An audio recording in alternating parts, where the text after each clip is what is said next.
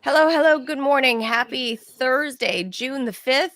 I am the very hoarse Manila Chan. That over there is Ted Rall.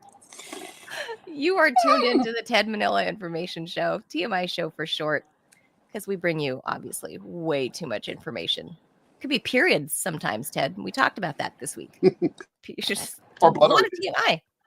Blood orgies, Santeria. Who hasn't And been some to a news. blood orgy, though?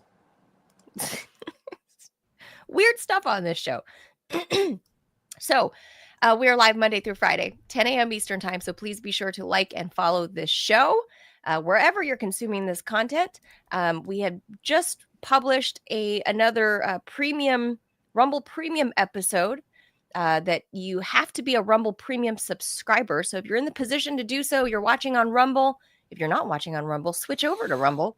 Hit that red Rumble Premium button right below my big talking head here, and join the chorus of people who are trying to watch stuff that YouTube won't allow. That's where you find it. Our latest episode on Rumble Premium was with my old buddy Lionel of Lionel Media. You know, he's a legal scholar, analyst, former lawyer. Actually, I think he's still current lawyer. But we get into some weird stuff. And he and Ted kind of butt heads a little bit. So those two are being rams, and I'm horse today. So that's the barnyard theme. And we'll talk about, I don't know, I think some other wild horseplay, wild issues at the White House. The horse has left the barn. I don't know what other. The cat is in the oven. Maybe the cat MAGA, is out of MAGA the bag. world. Why was the cat in the bag? The cat didn't want to be in the bag. Well, that's true. MAGA world is kind of like really shook right now, Ted, because just the other day, Elon Musk having a billionaire blowout with Trump right now over the big, beautiful bill. Now we've got little Ben Shapiro and we've got Mark Levine Does he pronounce it Levin? Levine. Oh, no. It's Levin if there's no E at the end. Is he an E? I don't even know. No, But anyway. if there's an E at the end, it's Levine. It's not even Levine or Levine. What does he go by? Mark? I don't know. I don't watch him. So Robbie's saying Lavin. Nah, really? That can't. He's what is it, Robbie? Maybe he's mispronouncing his own name. You know, some people do mispronounce their own names. Like, it's Levin. Levin. Is there an E at the end? Hell, I don't know. I don't think so.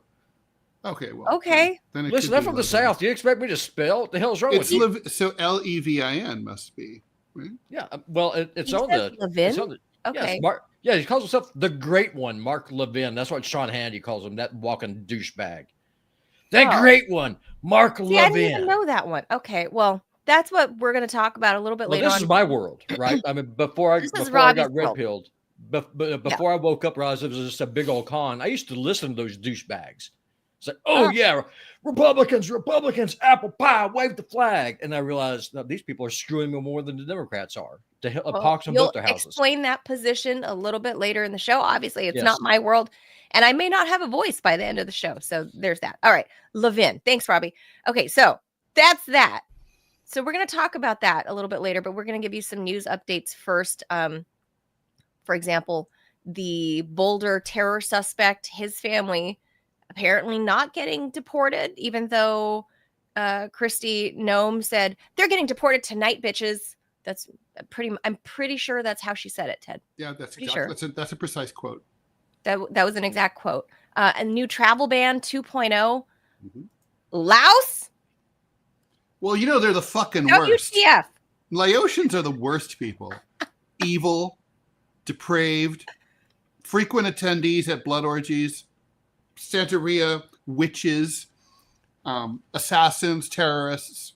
We'll tell you who's on that list. Maybe you're purveyors of Laotian food. Watching. They're evil. True. All that sticky rice. Like, what is wrong with those people? Eating rice with their hands? What the?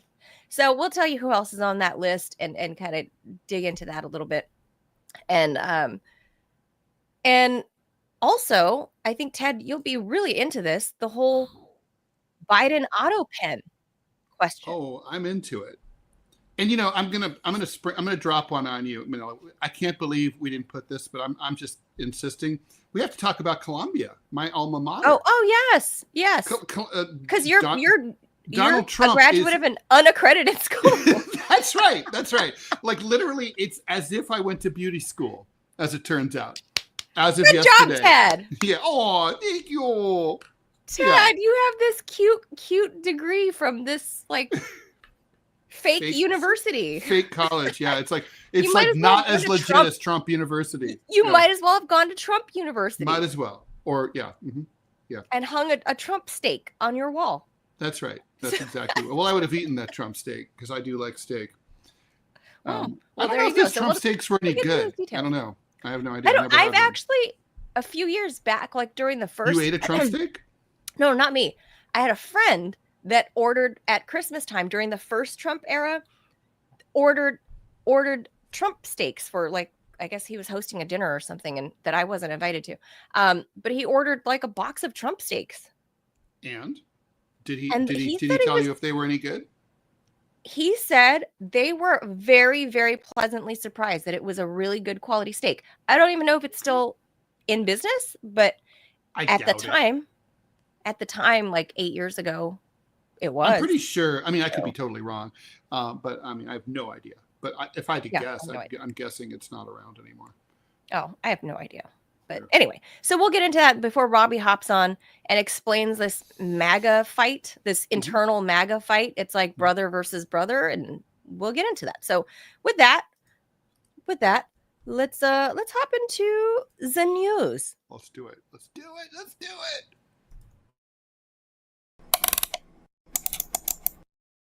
So as Manila said, Trump on yesterday, he signed a proclamation that bans travelers and immigrants from about 12 countries and restricting the entry of nationals of another 7, claiming that it's all about national security.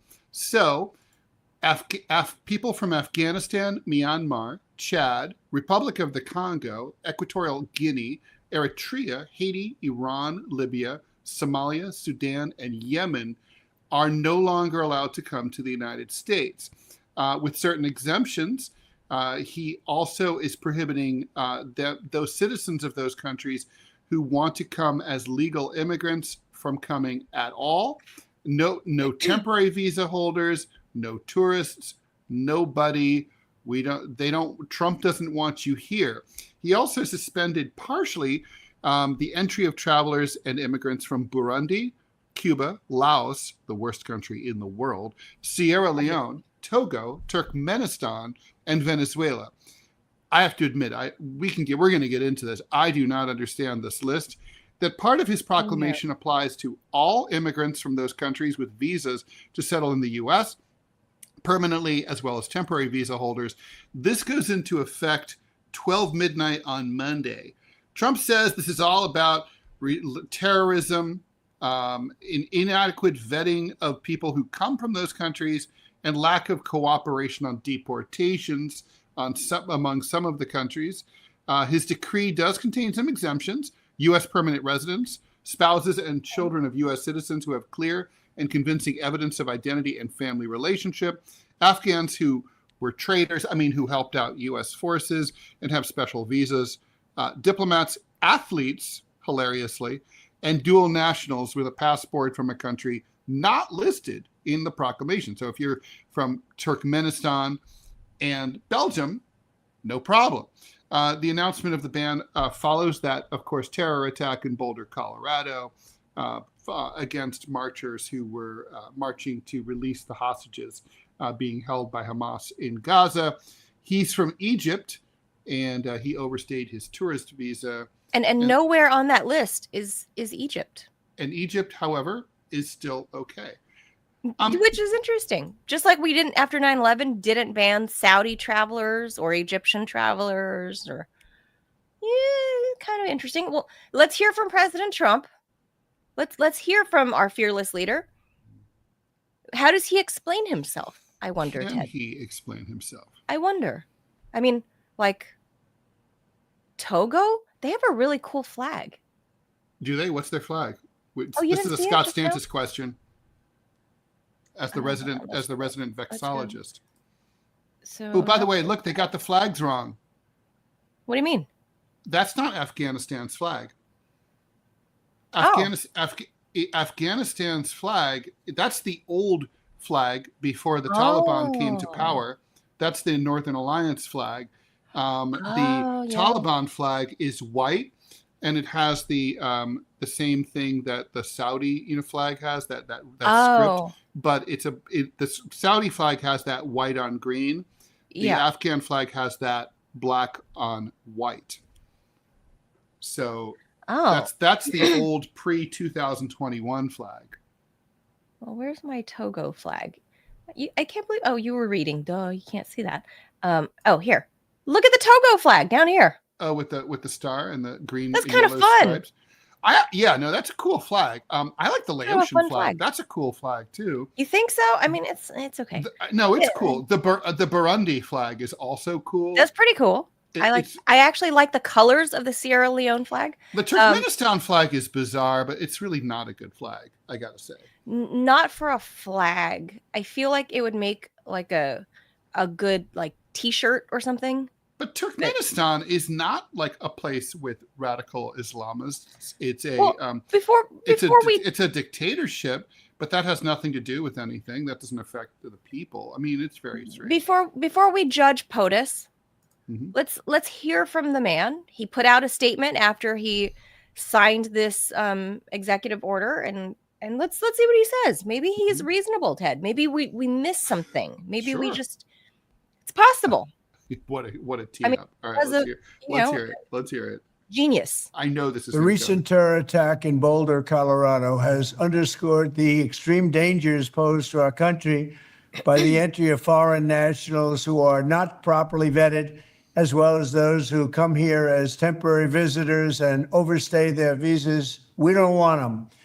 In the 21st century, we've seen one terror attack after another carried out by foreign visa overstayers from dangerous places all over the world. And thanks to Biden's open door policies, today there are millions and millions of these illegals who should not be in our country. In my first term, my powerful travel restrictions were one of our most successful policies, and they were a key part of preventing major foreign terror attacks on American soil. We will not let what happened in Europe happen to America. That's why on my first day back in office, I directed the Secretary of State to perform a security review of high-risk regions and make recommendations for where restrictions should be imposed. Among the national security threats their analysis considered are the large-scale presence of terrorists, failure to cooperate on visa security, inability to verify travelers' identities, inadequate record keeping of criminal histories, and persistently high rates of illegal visa overstays, and other things. Very simply, we cannot have open migration from any country where we cannot safely and reliably vet and screen those who seek to enter the United States. That is why today I am signing a new executive order placing travel restrictions on countries including Yemen, Somalia, Haiti, Libya, and numerous others. The strength of the restrictions we're applying depends on the severity of the threat posed. The list is subject to revision based on whether material improvements are made, and likewise, new countries can be added as threats emerge around the world. But we will not allow people to enter our country who wish to do us harm, and nothing will stop us from keeping America safe. Thank you very much. Okay. So as one of the literally small handful of Lao Americans in this country with relatives in Laos, that I don't remember anyone having any otherwise known as the plans. terror basket of Southeast Asia. Apparently, absolutely, Ted, the landlocked terror threshold for all of Asia. Well, I mean, one of the things that we forget because it's not true is that 9/11 came out of Laos. That is true. That is true that we didn't know that 9/11 was actually planned in Laos. In Laos, in the caves of Laos, where the same caves where the villagers were the villagers were hiding when the CIA was raining bombs on them for 10 years straight, every 8 minutes. Well, evil comes out of caves because caves are holes in the ground, and anything can happen in a hole in the ground. Bats are in there. Only bad things come out of caves. Bats, snakes, and bears, spiders, and Bin Laden types. Bats, bears, millipedes, and Bin Ladens. So, yeah, crocodiles in some cases. I don't know. I know that he has a thing against Venezuela, so I kind of get that. Mm-hmm. Like Sierra Leone, they're raining down their terror of blood diamonds into this country. True. Laos, again, we just pointed to the fact that Laos obviously planned 9/11, and they haven't really caught the true Osama bin Laden. Also, don't forget it was Laotians who killed, Nicole Simpson. Oh, that's right. Right. They never found that Lao. OJ died looking for the Laotian real killer. It was the maid. It was the Lao maid lady. Mm-hmm. Cuba, we know there's always been U.S. beef with Cuba. Mm-hmm. Burundi, why? Togo, Turkmenistan. It's very mysterious. Why? What did Togo do? Yeah, I don't know. And okay, so Equatorial Guinea. What have they done? Libya and Somalia and Sudan and Yemen are all basically failed states or war zones that we bombed and very broke unstable. up. I could see why those immigrants would be a little problematic. But Iran, this is our current beef right now. Iran, okay, full restriction, and Ted, there are a lot of Persians here in DC and in LA. I know a lot of Persians. Sure. They're going to be pissed that their family can't come visit. Pissed. But I guess, par for the course, because they are usually not Trump supporters anyway. But like Haiti, we know they eat your dogs and cats. By the way, I can't believe they call it Burma. It's not called Burma. I know it. He called it Burma on the thing his. It hasn't been Burma, I think, since 1980. It's like been nearly 50 years. I mean, I heard the news today. Oh boy! I mean, come on, like, get with the program. We got our colors inspired by their flag because I think their flag is fun. But it's also the same colors as Republic of Congo. I can't understand. Haiti, obviously, Ted, because they're eating your Clovises. They're eating your cats. That's true. I've already lost several cats to the Haitians. So ban them, obviously. Yes. So, by the way, their flag is atrocious. Just saying. Who? Haiti? Haiti's flag. It blows. It's kind of like the flag of the city of New York. It sucks. I'm not thrilled with the Somalia flag either. I kind of like it. I like its simplicity. No, it's so blasé. Bleh. Well, I like that color. I like that sort of grayish light blue.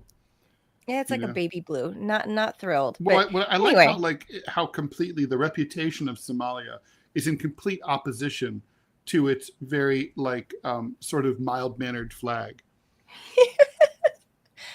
I do like the Yemen colors. I have a dress that literally, it looks like the top portion of my dress is their flag. But anyway, I get why some of these, like where he could say, okay, we don't want people from these countries. The biggest thing is if you are pegging this to the Boulder, Colorado attack guy, right? If this is your peg, that's your news peg. Why is Egypt not on the list? It's a good question. Considering he was from, Egypt. And not to mention, Egypt really does have a major radical Islamist movement. There are radical Muslims there. There have been terror attacks. Al-Qaeda has been active there for many years. So, I'm not saying that Egyptians are dangerous. That's not true. But it's like there is an insurgency there. I wouldn't say it's an insurgency, but there are terrorist, far right, extreme Islamists there. So I don't know. It's bizarre. It's more xenophobia. I just got to say, Donald Trump really seems determined to not only make America great again, but to make America only American again, because no one's going to want to come here. There's already tourism from Canada. Smiling when you tourism from Canada is way down. Places like New York and San Francisco and LA that are dependent on tourism for business, they're going to lose. People just aren't going to come here. They're getting harassed at the airport. It's like the message is out. Like, even if you're not from one of these countries, you're just sort of like thinking, God, the Americans, they just aren't welcoming. They don't want tourism. Right. They hate everybody, those Americans. Yeah, we really have a bad rep. Yeah, but to be fair, not that we hadn't earned it, but Americans abroad, everybody likes our money abroad, but nobody likes the Americans that carry the money with them because they all think we're assholes. But we tip wherever we go because it's part of our culture. True. But so this whole thing, did you find any answers in POTUS's explanation?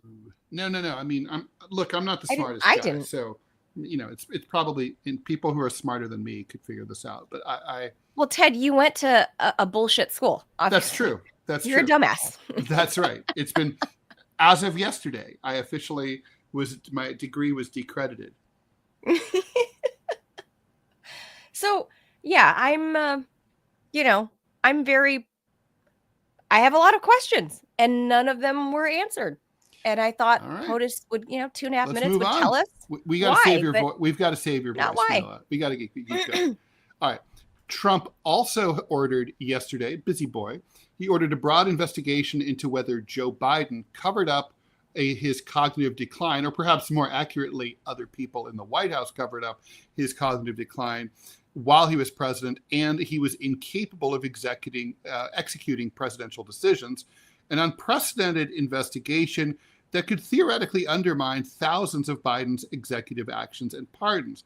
So the order is focusing in part on whether his use of the auto pen, which is a machine that uses ink to duplicate a human signature, often like when you write to a member of Congress and you get a letter back, it uses an auto pen to sign the congressman's name, on executive actions was legit, or whether his aides used the auto pen to cover up because Biden wasn't capable of signing the documents himself. Now, presidents have used auto pens in the past to sign executive orders.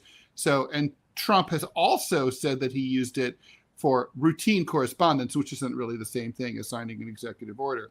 But Trump's assertion that Biden's use of the auto pen may be problematic actually is in conflict with guidance that came out from 2005 from the Justice Department. Office of Legal Counsel back then said that a president doesn't have to personally sign his signature on an official document for it to be considered valid. Trump is taking aim in his order at the pardons that Biden issued in the final days of his presidency. He commuted the death sentences of 37 out of 40 people on federal death row. So now they're serving life. In recent months, it's become increasingly apparent that Biden's aides accuse the power of presidential signatures through the use of an auto pen to conceal Biden's cognitive decline and assert Article 2 authority, Trump wrote. So Trump and his aides are increasingly focused on Biden. They're riffing off of Jake Tapper and Alex Thompson's new book, Original Sin. And Biden, of course, also, who was recently diagnosed with prostate cancer, as we know, declined noticeably throughout his term as president. Not that he started out that great to begin with. And under Biden, the White House issued 1,200 presidential documents, appointed 235 judges to the bench, and issued more pardons and commutations than any administration in U.S. history. Probably not the total number of people pardoned, though. That has to go to Jimmy Carter when he pardoned the Vietnam draft dodgers. But so, Manila, I think what's interesting here is, okay, presidents can use an auto pen. And let's just say, for example, Trump is at Mar-a-Lago and he calls up and he says, like, oh, yeah, I'd like to pardon all the Laotian terrorists like Manila Chan. And so, but I can't get back to the White House. You guys can use an auto pen to do that. That's totally okay, as long as it's clear that he knew it was being signed. As long as the president says. So if Biden was like in Delaware, or for that matter, in the White House, but whatever, he's like, yeah, go ahead and auto pen that. I don't have time to take care of it. And he, A, is aware of it, and he's of sound mind and body. No muss, no fuss. It's just like using DocuSign on your computer. The problem is, what if one of those two things isn't true? What if Biden didn't know, or what if Biden knew, but he wasn't of sound mind and sound body? Then the question is, and this is a question, and I don't know the answer. The question is, would those documents be valid? I mean, personally, I don't think they ought to be. I would say, like, if something is signed under your name and you don't know it was you, and personally, I don't even think they should be using the auto pen. Wouldn't that be classified as forging? Well, yeah. I mean, of course, yeah. So, I mean, I would say that let's say he signed an auto pen was used to sign a bill, he was unaware, I would say that bill's not valid. I mean, it's like, look, I mean, you can't get an auto loan without signing the document. You can't buy a house without signing the document. Your check won't clear, theoretically, if that's not your signature at the bottom of the check. How is this any different?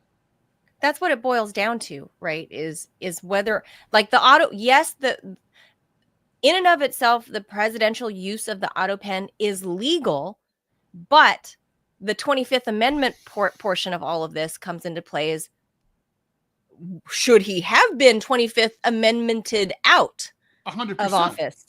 So because of his mental inacuity. So because of that, is it null and void that he was using the auto pen? I think Trump actually there's some meat on those bones. I actually think there's something there.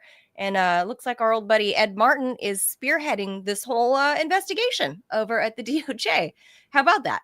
Well, this investigation, honestly, the investigation into Biden needs to be fulsome. I just issued my column for this week. I think the Democrats actually ought to lead an investigation into what happened here. It would really help them crawl out of the gutter in terms of their polls if they were to show some transparency and say we're going to hold our own people accountable. But obviously, I agree, but they're James not. Comer, the chairman of the House Oversight Committee, Republican, has promised some oversight here, long overdue.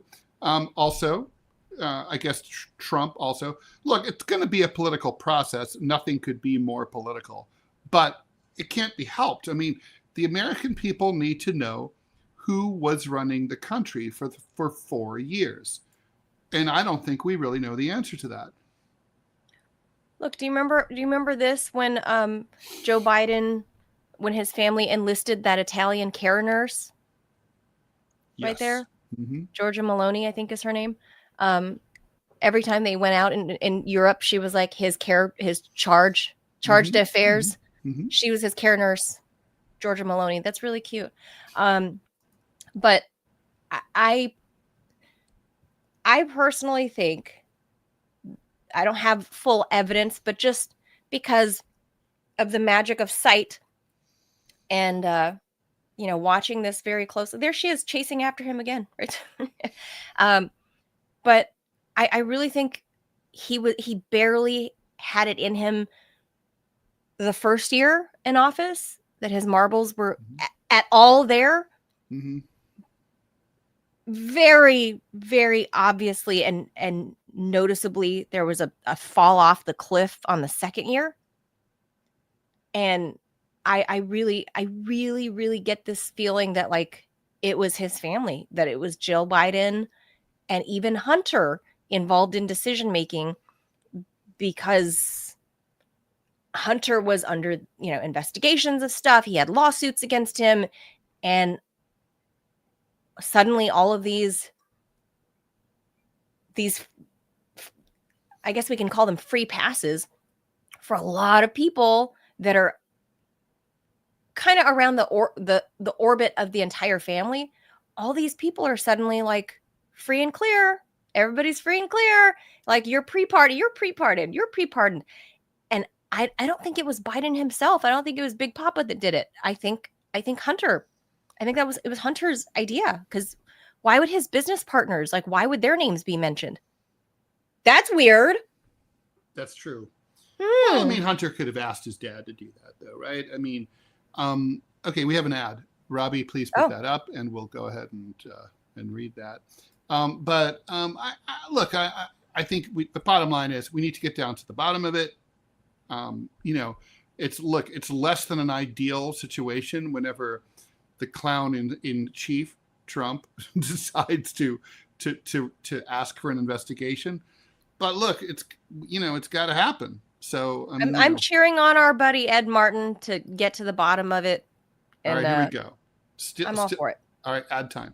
Still haven't tried 1775 coffee? Now it's your shot. The 1775 starter kit just dropped, only 1,000 units. You're getting the bold dark roast that hits harder than a CNN fact check, the smooth medium roast, and the Vitality mushroom coffee for clean energy and laser focus. No crash. All single origin, small batch, toxin-free and mold-free. Plus, you're also getting a gold spoon clip, because freedom isn't scooped with plastic, a frother strong enough to stir up your coffee and your mother-in-law's political opinions, and a black 1775 tumbler that says, "I don't take life advice or caffeine from a woke sea witch." $170 worth of coffee and gear, yours for $99. This is for the ones who've been watching 1775 blow up on Rumble, wondering if it's actually worth it. Spoiler, it is. Go to 1775coffee.com/studio and grab your starter kit before they're gone. Bold beans, clean fuel, and a morning routine that stands for something just like Rumble does. Start your day with coffee that actually backs what you believe.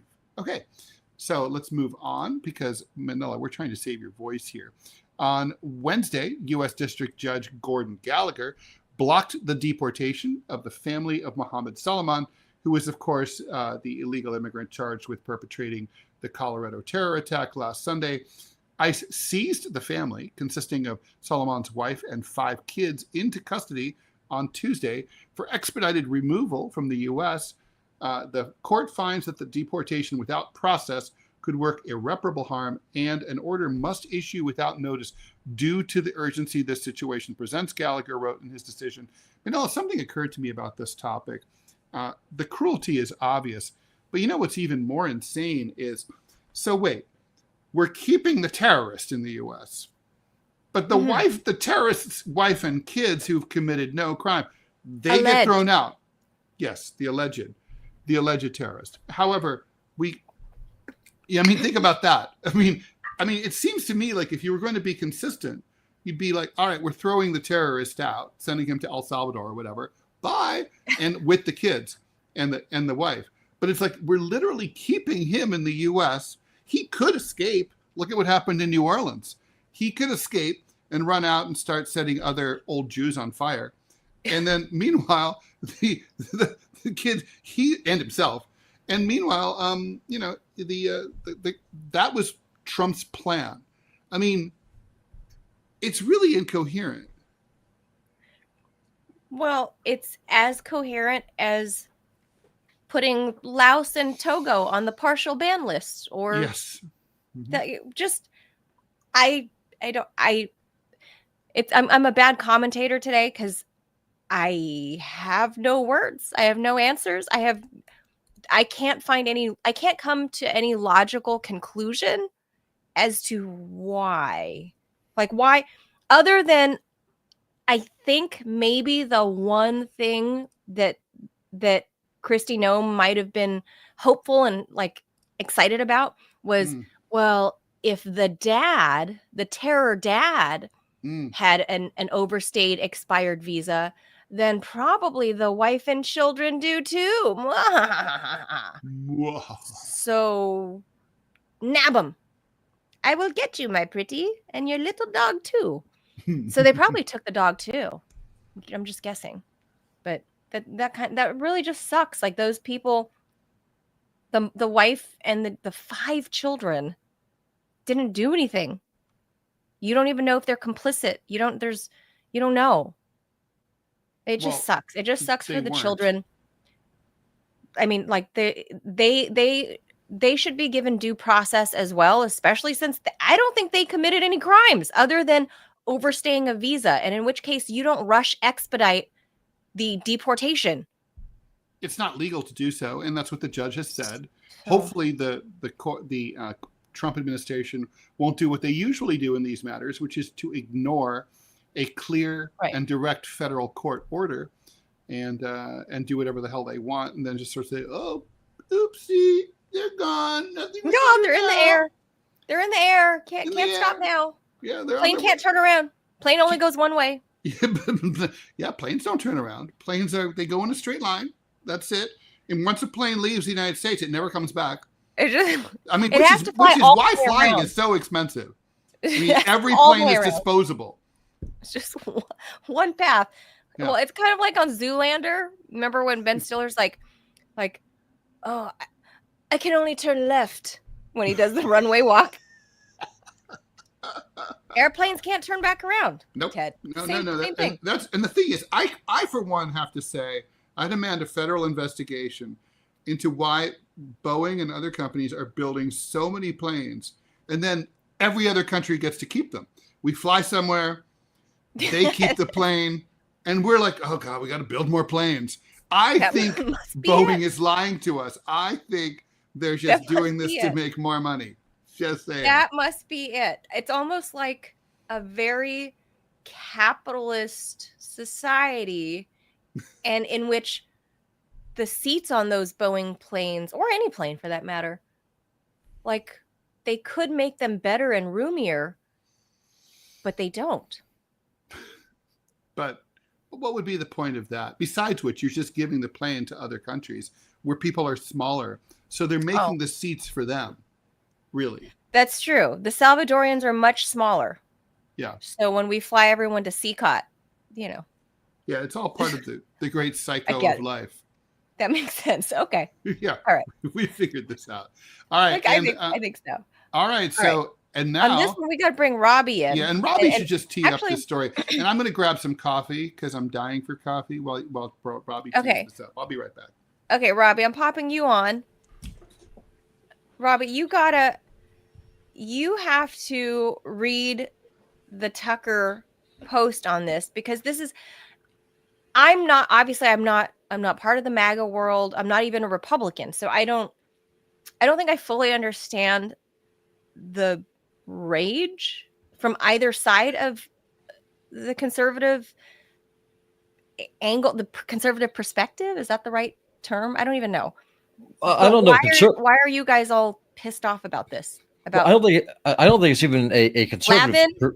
Levin. Levin. It's Mark Levin and Shapiro and Tucker. Yeah. So let me go ahead and read this post real quick. I'm going to get into it. And I'm going to read Tucker's post first. It's a little bit long. On the screen. And I got a Southern drawl, so I'll just bear with me. But it gets to the heart of the whole issue. All right. Okay. So this is Tucker. Mark Levin was at the White House today lobbying for war with Iran. To be clear, Levin has no plans to fight in this or any other war. He's demanding that American troops do it. We need to stop Iran from building nuclear weapons. He and like-minded ideologues in Washington are now arguing. They're just weeks away. If this sounds familiar, it's because the same people have been making the same claim since at least the 1990s. It's a lie. In fact, there's zero credible intelligence that suggests Iran is anywhere near building a bomb or has plans to. None. Anyone who claims otherwise is ignorant or dishonest. If the U.S. government knew Iran was weeks away from possessing a nuclear weapon, we'd be at war already. Iran knows this, which is why they aren't building one. Iran also knows it's unwise to give up its weapons program entirely.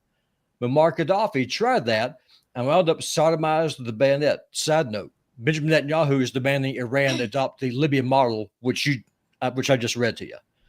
As soon as Gaddafi disarmed, NATO killed him. Iran's leaders saw that happen. They learned the obvious lesson. So why is Mark Levin once again hyperventilating about weapons of mass destruction? To distract you from the real goal, which is regime change. Young Americans heading back to the Middle East to topple yet another government. Virtually no one will say this out loud. America's record of overlooking foreign leaders is so embarrassingly counterproductive that regime change has become a synonym for disaster. Officially, no one supports it. So instead of telling the truth about their motives, they manufacture hysteria. A country like Iran can never have the bomb. They'll nuke Los Angeles. We have to act now. They don't really mean this, and you can tell they don't by what they admit. At least two of Iran's neighbors, both Islamic nations, already have nuclear weapons. The fact should scare the hell out of Mark Levin, yet for some reason he never mentions it. How come? Because it's not the weapon he hates, it's the ideology of the Iranian government, which is why he's lobbying to overthrow it. So do you want me to keep going or stop? Because there's a lot. Keep going. There's only a couple. Don't keep going because it's so long. No. Yeah, I mean, it's a lot there. And I mean, that's kind of unpacking the whole thing. And just to kind of get started, like this whole thing about the Trump administration going after Biden, this is a distraction. Trump is having a very bad week. All right, let's face it. He hasn't talked to the media since last Friday, by the way, which is weird. Well, I mean, so here's the division in MAGA world. So you have your Biden. You have your fiscal types like Elon Musk is kind of going crazy because Trump wants to add more to the debt. Then you have real America First people. Also, Elon Musk has a self-interested matter here. Of course. Bill is getting rid of federal subsidies for electric vehicles. Yeah, which hurts him. Is obviously not pleased about that. No, 100%. But I mean that's the wrapping that he's using it for. Is like, no, we're adding to the debt. We're going to turn ourselves into debt slaves. Newsflash, you already are debt slaves. And then you have Thomas Massey and Rand Paul, who are real, honest to God, America First people. And Trump's lashing out on both of them, which is kind of crazy because during Russiagate, the only Republican senator who stood behind Trump was Rand Paul when Trump was politically dead. And so that's how Trump rewards that loyalty, is by going all after, Rand Paul said people of Kentucky don't like him, which is obviously false because Rand Paul keeps winning elections. So, say as you will. But no, I mean, really what this all boils down to is how is going to war with Iran good for America? And that's the whole point of the thumbnail. The Trump administration, for one, has no organization whatsoever. And it's like, instead of America first, we're going to go Israel instead. And that is the big split. And the fact that you have, two of the major Republican commentators, I'm not calling them conservative. I'm calling them Republican. And that is a deliberate choice. This is where, and I'm probably get myself in trouble here, but I'm going to call it like I see it, like I always do. This is where that whole accusation of dual loyalty comes in. You have two Jewish Zionists, Mark Levin and Ben Shapiro, advocating that the American military man go to war with Iran for Israel against Israel's enemy when there is zero, I repeat, zero national interest in the United States to do so. Matter of fact, it's our disinterest. If Iran gets attacked and they start blowing up oil refineries, at the low end, we'll be paying $30 a gallon per gas. I project this will be significantly more. So they want us to destroy the global economy for their Zionist project. That's the split. And so you got to ask yourself why. If you're America first, that makes no sense. But if you're Israel first, but you're masquerading as an American patriot, it makes perfect sense. That's what this is. And that's the split in MAGA. That's the fight. Robbie, are some of these, okay. So let's take the Jewish thing out of it. I mean, the U.S. supports foreign countries all the time. We're currently supporting Ukraine against Russia, and so on. Is the Israel thing different in MAGA world compared to, say, the project of sending billions of dollars to, say, Ukraine, for example, or for that matter, supporting NATO? These are all basically about sending money and resources and taking military risks overseas on behalf of other countries that are not us and that could blow back and bite us in the ass, instead of prioritizing national and domestic needs. What's the difference when it comes to Israel? Well, that's just the thing. You really can't take the Jewish thing out of this, because Israel has something that Ukraine doesn't have. They have AIPAC. They have the Jewish National Council. They have a very powerful lobby that they call, not my words, it's their words, the Jewish lobby. So let's just use the words that they already use. Rand Paul has been Thomas Massey has been primaried twice by AIPAC. You have American congressmen who wear the uniform of a foreign nation in the American Capitol. They have their flag in their offices. In their office, advocating that the American taxpayer fund to the tune of billions of dollars in foreign aid every year, in addition to the military assistance that they're getting. No other nation has that. And you are touching a third rail when you bring this thing up. It is a fact. You can criticize Ukraine. You can criticize, like for example, how y'all are talking about, why isn't Egypt on the travel ban list? Well, we fund Egypt's government. So how could you possibly ban Egyptian nationals coming to your country when you are actually funding and propping up their government? Doesn't make any sense. It's the same thing with Israel. And that's the part that people do not want to face, because it makes people uncomfortable. They pound that white guilt button. Oh, you're being anti-Semite. You're being a racist. You're being a bigot. It's none of those things. I want to know why it is that Congressman Flass from Pensacola talks about how it is a beautiful thing to see American taxpayers pay for bombs used to kill Palestinian kids. That would not happen in any other country.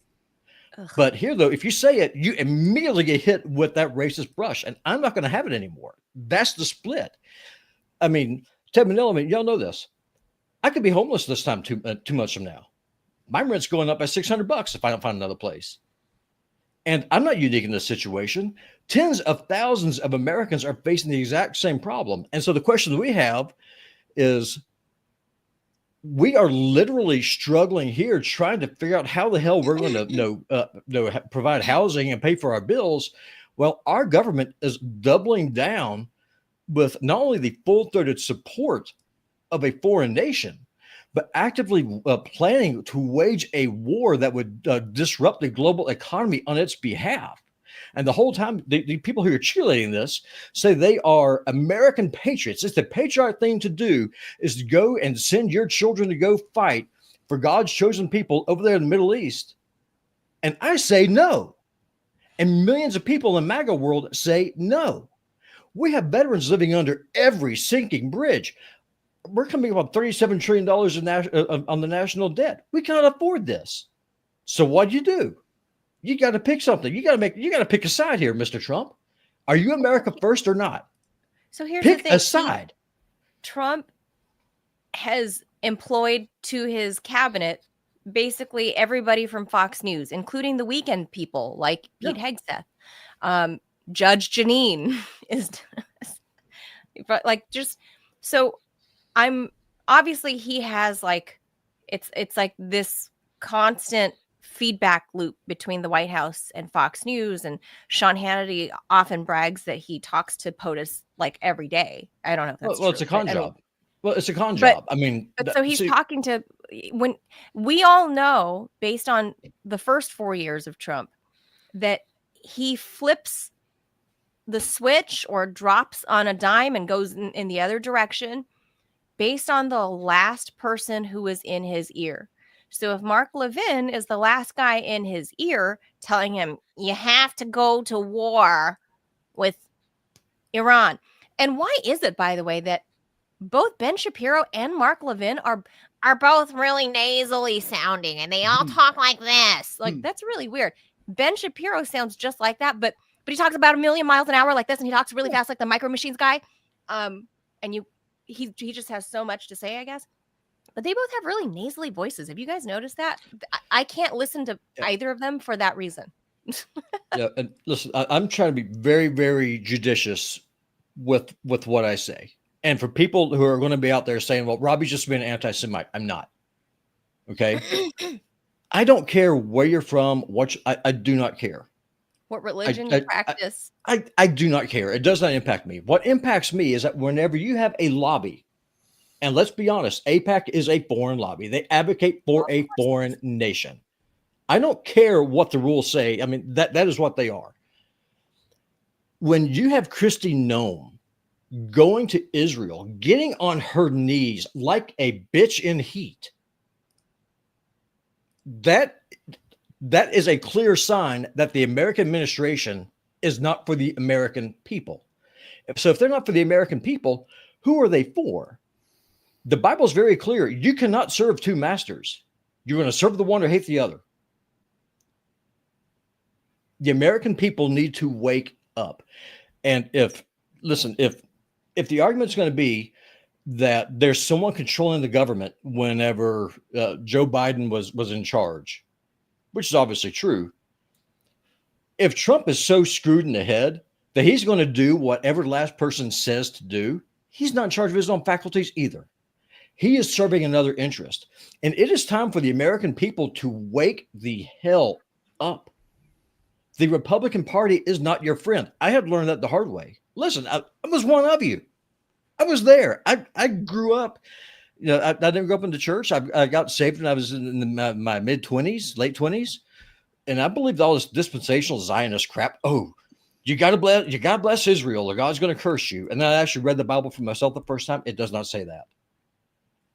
Wake up. Wake up. These people hate you. They hate you. They want to, it would be bad enough if our government wanted to send our sons and now our daughters, which is another topic, which is an abomination, to go fight these foreign wars on the other side of the world that most Americans can't even find on a map. It's worse than that. Hey, Ukrainian pregnant women are doing it. Well, it's suicide, but it's even worse. Why should the American army be a mercenary force to go fight the war for another nation?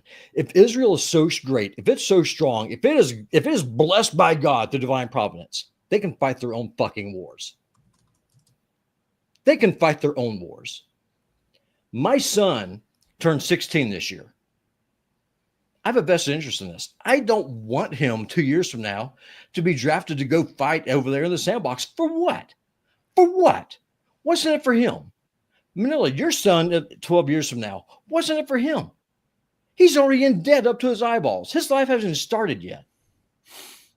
This is the problem. And that weasel right there on the screen, that weasel right there on the screen, he has done more to hurt the American people than any Yemeni Houthi shooting rockets or drones. That man has been responsible for the deaths of millions of people through the information and propaganda war. He cheerleaded the Iraq wars, both of them. He's cheerleaded Afghanistan. He's cheerleaded all this stuff. What do we have to show for it? What do we have to show for it? We have 40 veterans every day committing suicide because they can't get the health care that they need, because they're screwed in the head, because they went and did all this crap on the other side of the world. Meanwhile, we're pushing every ism that there is: transgenderism, open borders, H-1B visas, all for the benefit of a small corporate oligarch, a corporate oligarchy that wants to turn you at best into cattle. At worst, they want to erase you. Can we just call it what it is? So let me ask you, Robbie, because you are, I would assume that you typically, when you vote for Republicans, right? I should vote for. To be honest, I vote on the platform of the person. It's kind of a mixed bag. I vote for a lot of independents, libertarians, Democrats are not insane. I mean, for me, it's about the person, not the party. Now, if you're pushing a tranny, I'm going to vote against you. If you're on the other side of it, though, if you're pushing for an Israel first agenda, I'm going to vote against you too.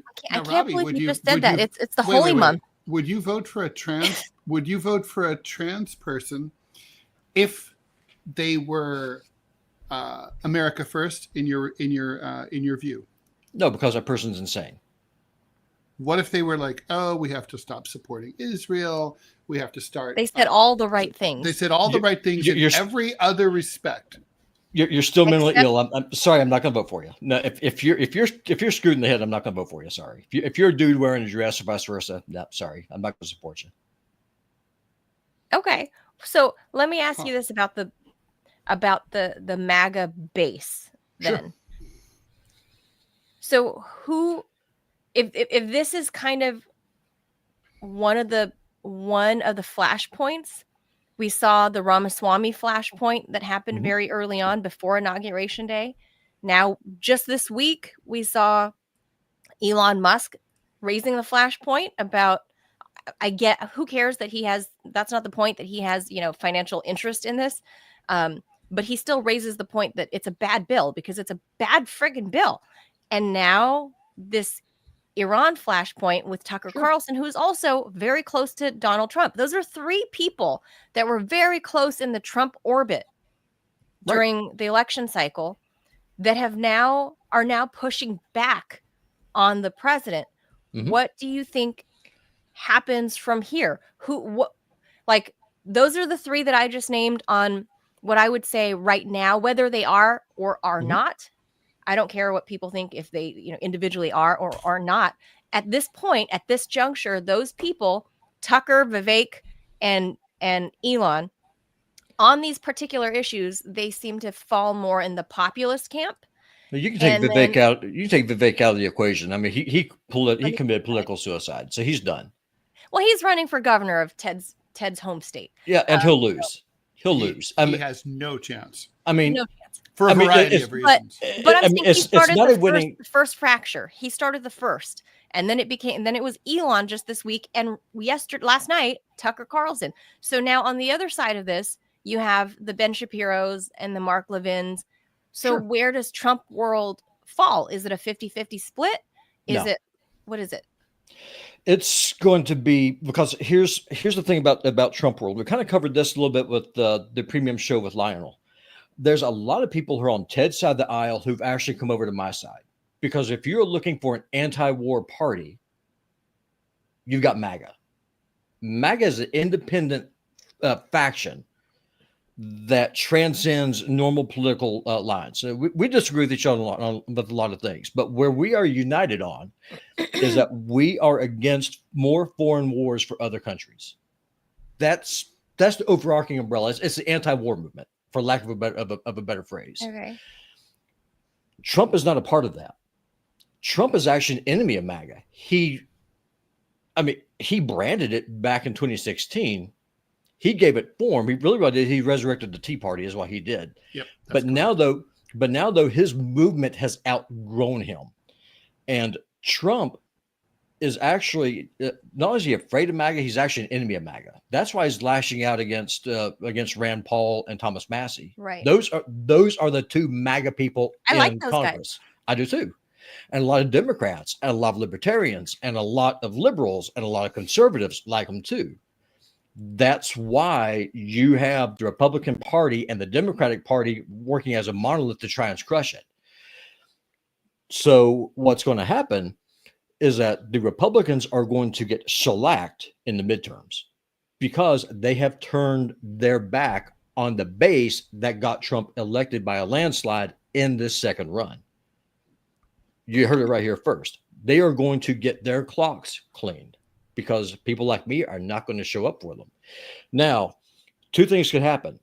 You could actually have a America First MAGA types start trying to primary, in smaller weak districts, and if that happens, if we win some seats, you could have a political revolution. If it doesn't, if people just stay home, the beach is going to just keep on going as it is. Trump is going to keep on doing what he's doing right now, which is getting on his knees for Israel. Not necessarily Netanyahu. He doesn't like Netanyahu. But he is a creature of the Israel lobby. So there's that. The Democrats are going to keep on making noise about resisting what exactly they're resisting, because they're on the same page as Trump is when it comes to the wars and stuff. So nothing's going to change there. Everything's going to happen on the behind the scenes. I think what's going to start happening is that you're going to start seeing more and more independent people get more and more prominent.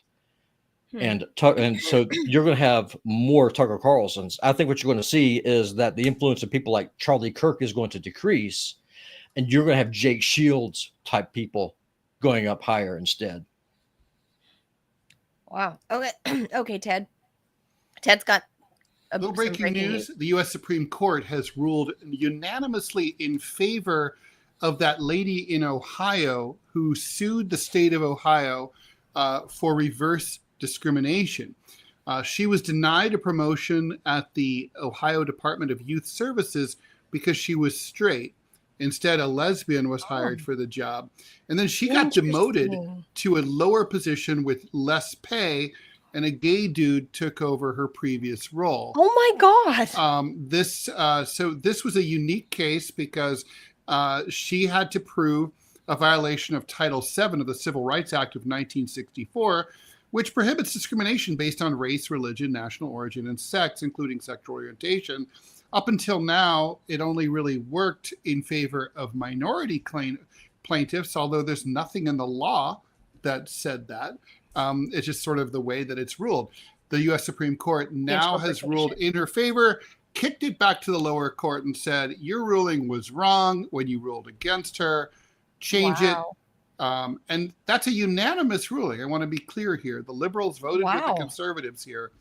So, it's kind of nice, by the way, to see a unanimous ruling on a contentious matter, because it just means that, like, there are still things that liberals and conservatives can agree upon in this country. And like I said, that kind of stuff is almost blasphemous in the month of June being the holy month.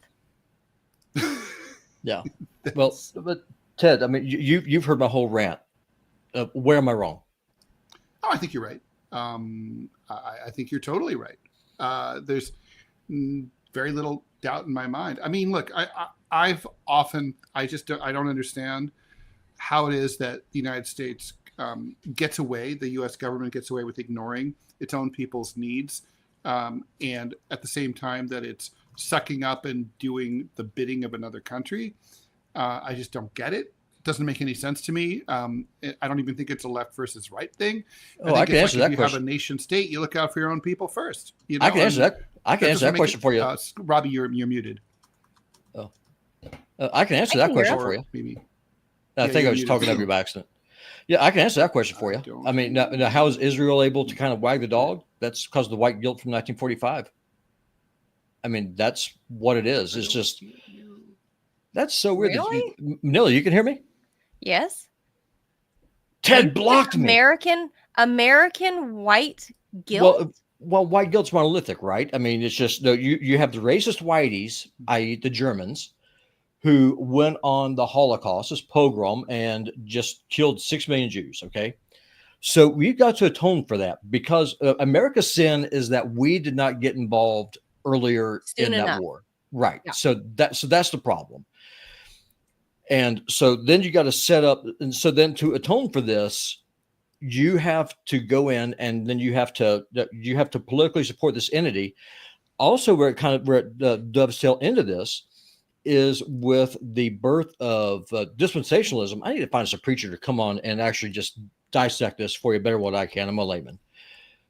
Dispensationalism, basically what that teaches is that there's different ages in human history, but through all those ages, one of the things that's consistent is because of the promise that God made to the person of Abraham back in the book of Genesis, that you have to bless the Jewish people. And if you don't, God's going to curse you. That's a lie. The blessing is Jesus. It's not the nation of Israel. Can I just say bless you?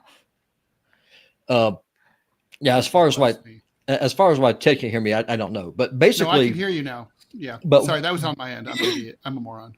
Oh, I am too. But I mean, that's really where this comes from. That is how the Jewish lobby was able to get as much power as it has, because they're able to infiltrate the churches. They manipulated that passage. Yeah, very much so. And because one of the things, if you research how when the Scofield Bible was first printed back in the late 1890s, it was financed by a British bank via the Rothschild family.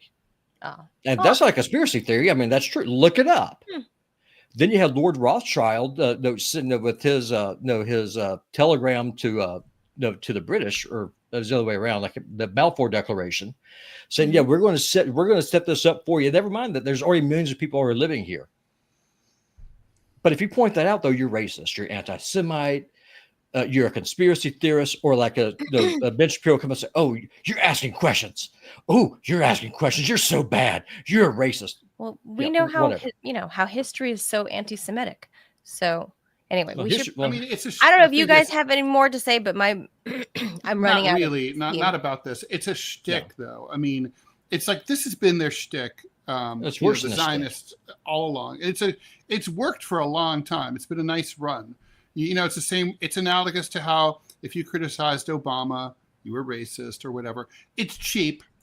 I think the Israelis, their blank check is overdrawn at this point, and Americans are pretty much getting close to being done with them. I don't know if the Israelis sense that or not, but they do. Ted, I guarantee you that. Why do you think they're deporting students for talking against genocide? It's because they can't win the argument. I mean, right. If calling people racist isn't enough anymore, what's the next step? Was it Thomas Friedman said, "Well, you can put Candace Owen and Tucker Carlson in jail for being anti-Semites, and then just start deporting students." That's the next step. Yeah, I mean, that's what's coming. So people need to wake the hell up. People need to wake up. All right, and I we'll leave more. that and there. I would like to talk about this Columbia thing, just briefly. Let's do it. So Columbia University, yesterday, the Secretary of Education, aka Mrs. WWE, has just decided to strip Columbia University of its accreditation, which means that if you graduate from Columbia going forward, all kidding aside, this only applies to people going forward, your degree would not technically, this would be kind of like in the early days of Liberty University, where it wasn't an accredited school. You get a degree, but it's not formally recognized as a real degree. This, I think, would put Columbia University out of business. That's crazy. Why would anyone attend a school that's not? Now, the thing is that the justification that that Mrs. WWE is providing here, Mrs. McMahon, is that there's that Columbia hasn't done enough to fight anti-Semitism, which is code for crackdown on pro-Palestinian protesters. And you see how that feeds back in what I was just now talking to you about?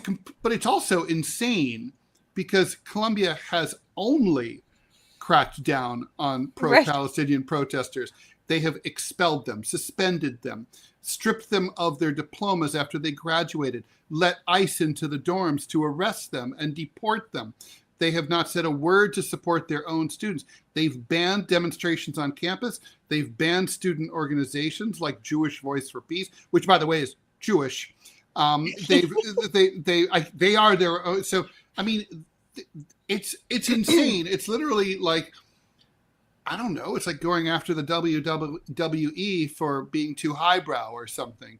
It's just couldn't be more wrong.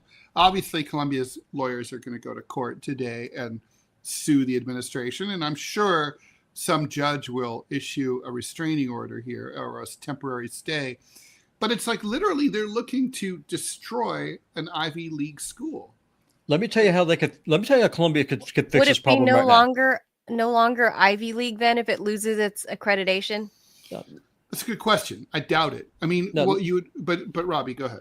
Yeah, let me tell you how they can fix this. Remember how Elon Musk went on that apology tour with Ben Shapiro after he bought Twitter?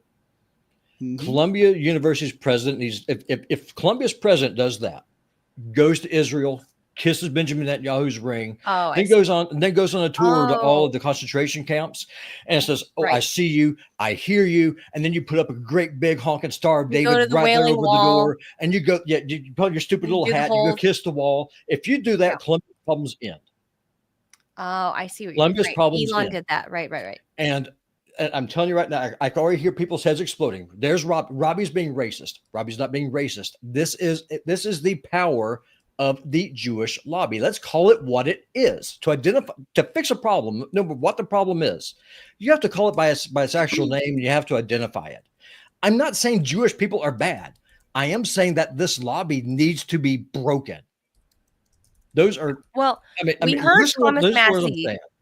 We heard Thomas Massey on Tucker Carlson's podcast show talking about how he's literally the only one out of 435 congressmen. He's the only one that doesn't have his own AIPAC handler. He's the only one. 434 others have them. That's crazy. This is where the whole question of dual loyalty comes up. Because you cannot be loyal to two countries at the same time. You got to pick one.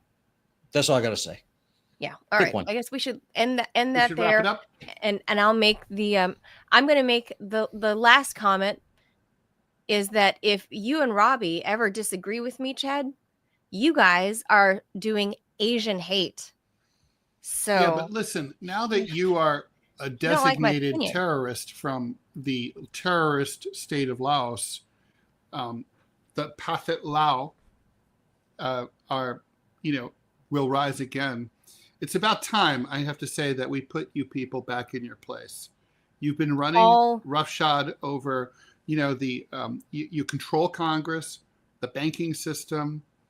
That is true. The media, the fast food industry, the shoe industry. You think there are fewer Jews in the world? Think again. There's only like 8 million-ish total Lao people in the world. There's only like 6 million in Laos. Power is so disproportionately. But that's what I'm saying. We're a very elite group of people. Much of the solar system is controlled by the Laos. Very elite. You don't know what's in those caves, Ted. So if you don't agree with me, creepy crawlies. You don't know what we got planned in those caves with all the loud people. And No. if you and Robbie, shifty people you are. if you and Robbie don't agree with me, you are doing Asian hate. Otherwise, As someone who's if the terrified of you, I will always agree with you. Deport them all. Deport them all. If the Jews can have their anti-Semitism, I can have my anti-Asianism. You guys are doing anti-Asian. You're doing anti-Asian. Deport them all. Don't do it. I am good with that. All right, guys, that's going to do it. I'm equal My opportunity. voice is running out. Just I am running out here. Thank you for tuning in. We'll be back tomorrow at 10 a.m. Eastern for a fry. It's not a Friday because we're slated to have the. I don't want to say it's like sad and depressing, but maybe it's motivational because the man lost his son to suicide due to bullying, and now he's doing good things, moving forward in his son's name, talking about how, and honestly, schools are not, I don't know what's up with schools, Ted. I mean, you're more closely in line with how this works because you have a college age son, but like, are schools just not doing a good job of handling this shit? Has it just gotten worse? Like, a lot to talk about tomorrow. Okay. On a not Friday. Schools are definitely better at this than they used to be, but they're, I mean, when I was at Columbia, my first few days of school, a kid from my dorm jumped in front of the subway train at 116th Street. The NYPD came up. We all followed them into his room, and he had written his suicide note in tiny little like El Marco writing all over the walls, which were cinder blocks. What? And all over the ceilings, all over the walls, all covered the entire thing. I wish I'd had a camera. It was kind of like an amazing with just final art project all over. But all the reasons that life isn't worth living. There was also a kid who I remember this was a really great example of what a shitty job they did. All right, so I had a mental health crisis. Well, I'll tell two stories. I had a mental health crisis. I go to the health service, and I'm sure it's better now, but they were like, "Oh, you're entitled to 3 visits." I was like, 3? Yeah, you can see a therapist 3 times. Okay. So I went in, and it was like your typical, like, tell me about your mother. And then, and I was like, I came out of it. And I was like, the good news is 1 was enough. I never want to see this guy again because he was so bad. So you feel better? Yeah. No, one visit? So they were of no assistance whatsoever.